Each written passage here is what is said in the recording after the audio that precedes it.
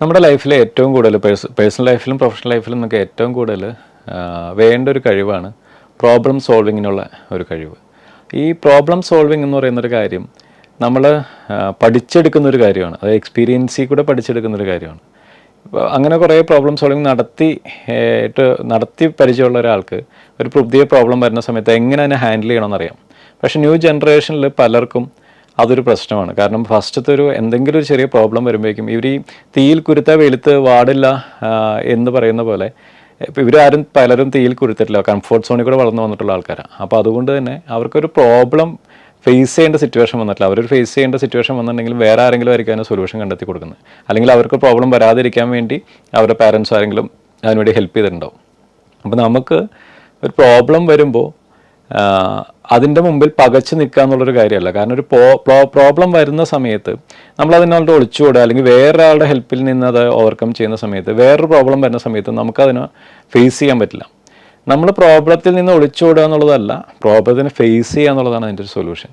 പ്രോബ്ലത്തിനെ face ചെയ്യാനായിട്ട് ഇപ്പം നമുക്ക് ചിലപ്പോൾ പല പ്രശ്നങ്ങളായിരിക്കും ചിലപ്പോൾ നമുക്ക് ഒരുമിച്ച് വരുന്നത്, ചെറുതും വലുതുമായിട്ടുള്ള പല പ്രശ്നങ്ങളായിരിക്കും നമ്മുടെ മുമ്പിൽ വരുന്നത്. അപ്പോൾ ഒരു ദിവസം നമ്മൾ ചിലപ്പോൾ എന്തെങ്കിലും കുറേ കാര്യങ്ങൾ ഒരുമിച്ച് വരാം, നമ്മൾ എല്ലാം കൂടി ഒരു ദിവസം വന്നല്ലോ എന്ന് വിചാരിക്കും. എനിക്കൊക്കെ ഒരുപാട് പ്രാവശ്യം അങ്ങനെ വന്നിട്ടുണ്ട്. അപ്പോൾ ആ സമയത്ത് നമ്മൾ എന്താ ചെയ്യണമെന്ന് വെച്ചാൽ ഈ എല്ലാ പ്രശ്നത്തിനെയും കൂടി ഒരുമിച്ച് നമ്മൾ ചിന്തിക്കരുത്. കാരണം അത് വലിയൊരു പ്രശ്നമായിട്ട് നമ്മുടെ തലയിൽ കയറും, നമുക്ക് ഒന്നിനും സൊല്യൂഷൻ കണ്ടെത്താൻ പറ്റില്ല. നമ്മൾ പണ്ട് ആദ്യമായിട്ട് ബുഫേ കഴിച്ചത് ഓർമ്മയുണ്ടോ? ഈ ലൈഫിൽ ആദ്യമായിട്ടൊരു ബുഫേ കഴിച്ചെന്ന് ഓർത്ത് നോക്കി.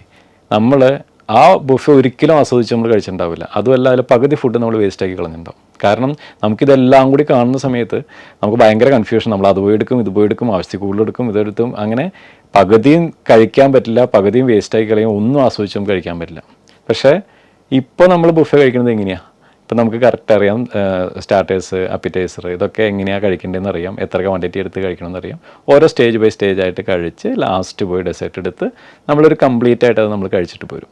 അതുപോലെ തന്നെയാണ് ഈ പ്രോബ്ലം സോൾവിങ്ങിൻ്റെ ഒരു കാര്യം. ഈ ബുഫേ കഴിക്കുന്ന ആ ഒരു ലാഘവത്തോടുകൂടി തന്നെ നമുക്കൊരു പ്രോബ്ലത്തിനെ നമുക്ക് സോൾവ് ചെയ്യാം. കാരണം നമ്മൾ പ്രോബ്ലത്തിനെ പറ്റി ടെൻഷൻ അടിച്ച് അതിനെപ്പറ്റി ആലോചിച്ചുകൊണ്ടിരുന്ന ഒരു സൊല്യൂഷനും അതിനകത്ത് ഉണ്ടാവില്ല എന്ന് മാത്രമല്ല, നമ്മുടെ മൈൻഡ് ഫുൾ ബ്ലോക്കായി പോകും, നമുക്ക് മുമ്പിലേക്കുള്ള സൊല്യൂഷൻസ് കാണാൻ പോലും പറ്റില്ല. അപ്പോൾ നമ്മൾ ഓരോ പ്രോബ്ലത്തിനെയും സെപ്പറേറ്റ് ആയിട്ടൊന്ന് പരിഹരിക്കാൻ ശ്രമിക്കുക. ഒരു പ്രോബ്ലം അതവിടെ ഇരിക്കട്ടെ, ഇതെന്താ പ്രശ്നം, ഇതൊന്ന് പരിഹരിക്കുക, അതിനുള്ള കാര്യങ്ങൾ ചെയ്യുക.